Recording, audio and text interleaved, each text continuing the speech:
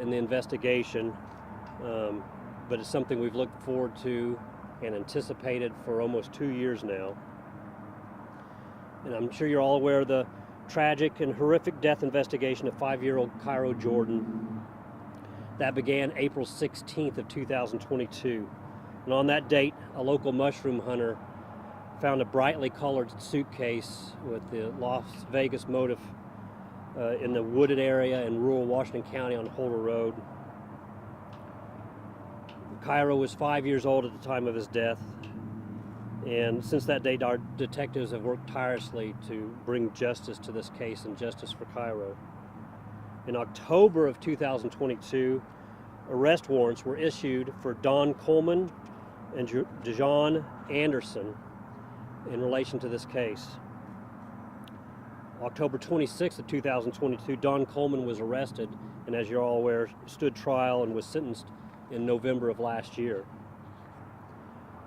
Earlier this week, Detective Matt Busick received information from a concerned citizen which started the path to physically locating Dejaune Anderson, the mother of Cairo Jordan. Acting on this information, Detective Busick worked hand in hand with ISP troopers who are assigned to the U.S. Marshals Task Force and with U.S. Marshals themselves, and working hand in hand with them kept the U.S. Marshals abreast in California on the information that we were receiving and gathering. As a result of this information and investigative work, these officers, investigators, apprehended Dejaune Anderson last night without incident in Arcadia, California. She was arrested on a warrant issued out of Washington County, Indiana. That was issued back in 2022. That warrant again was for murder, neglect of a dependent resulting in death, which is a level 1 felony, and obstruction of justice, which is a level 6 felony. She is currently being held at a Los Angeles Police Department detention center in Van Nuys, California. And as we speak, ISP Detective Busick and detectives from the Indiana State Police Post here in Sellersburg are actually en route at this time to California to continue this investigation. So again, a huge milestone, a day that we're very happy that we've come to at this point. It's still a somber day, but we're very, very pleased and happy that we have who we believe everybody to be involved in this tragic murder case in custody at this time, so the investigation can move forward. So I don't have a lot of detailed information I can give, but at this time I'll take any questions that I can. As part of the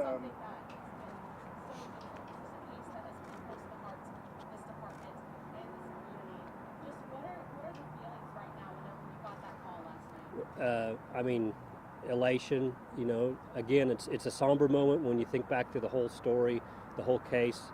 You know, I was in that area of the crime scene just last week, and it just brings back a lot of memories. But, you know, this is something, you know, I'm not a detective. I'm not the one out there that's putting in those hours after hour in the middle of the night sometimes, and all different locations, but a lot of sweat and blood and tears go in an investigation like this, and I'm just very happy for those men and investigators who've really done everything they can, and to have the break, the information that they needed, that we knew would come.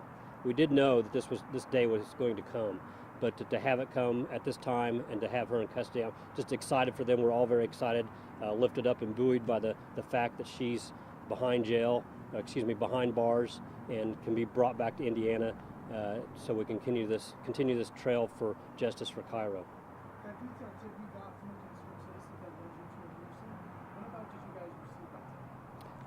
You say when? Roughly earlier this week. It was relatively recent information. As part of the plea agreement, did Coleman agree to testify against Anderson when she was arrested? That's something you'll have to speak with the prosecutor's office in that case, but that's my understanding. But that was something that I can't speak on. And although Cairo didn't have any connections to this area, have you been getting a lot of feedback from the public just asking about the mother's whereabouts and how that investigation is going? It's something that, you know, again, it's been almost 2 years. It was April of 2022. We're just a few days away from that date. it's very common to be stopped and asked about how the investigation's going. Have we learned anything, you know, and just moral support. The community of Washington County really came together for Cairo, provided him with a funeral, with a headstone. There's still flowers to this day that are placed at his gravesite, and people praying for him and his family, and that justice would be done. So again, a huge event in this investigation to bring that one step closer. Were there any other arrests made with the people helping Anderson out in California? To my knowledge, at least, no. She was the only one arrested. Again, it was a cooperative effort with the Indiana State Police detectives. We also have Indiana troopers who are assigned to the U.S. Marshals Task Force, who did a lot of work in this case to get that information going and in connection with the U.S. Marshals in California. So they're working hand in hand. Obviously, we can't be here in California at the same time, but working hand in hand with the U.S. Marshals, this is something that we were able to do because of that cooperative effort. So they did a lot of work for us. Very pleased. And of course, they're elated too to be able to find her. So did a lot of work. Again, behind the scenes, a lot of phone calls, a lot of information back and forth between agencies and people at different locations. What are the next steps in bringing Dejaune Anderson back to Indiana? Right, so that will depend. Again, our investigators are en route now to hopefully speak with her. A lot will depend on how that goes, as far as is she willing to waive extradition and come back to Indiana. If not, that will take a process. That's a process that would probably take at least 30 days for that to happen before she would be sent back here. So that's something for the prosecutor's office to work with and to work on right now. Can't give any timeline, but it could take some time, and a lot just depends on what happens. Do you know anything about, any details about the state she was in at the time of The her arrest? state, all I can tell you is that when she was located, she was attempting to board, or in the process of boarding, a subway, or I should say a form of public rail transportation that's common out in California in that area. So she was mobile, she was walking when she was taken into custody. So that's pretty impressive that they were able to track her down that many miles away, and the fact not that she was at a home or anything, she was en route moving. I can't get into all the details exactly how long they were watching, those types of things, but yeah, it's just great work. Again, the U.S. Marshals were very appreciative of everything they've done for us here today, and the authorities in Los Angeles. Again, she is in a Los Angeles Police Department jail in Van Nuys at this moment. Whether or not she'll stay there, I don't know, but they're working hand in hand with us so that we can move this case forward. Did she resist at all? To my knowledge, there was no resistance. She was taken in without custody, or excuse me, without any incident. She was taken into custody.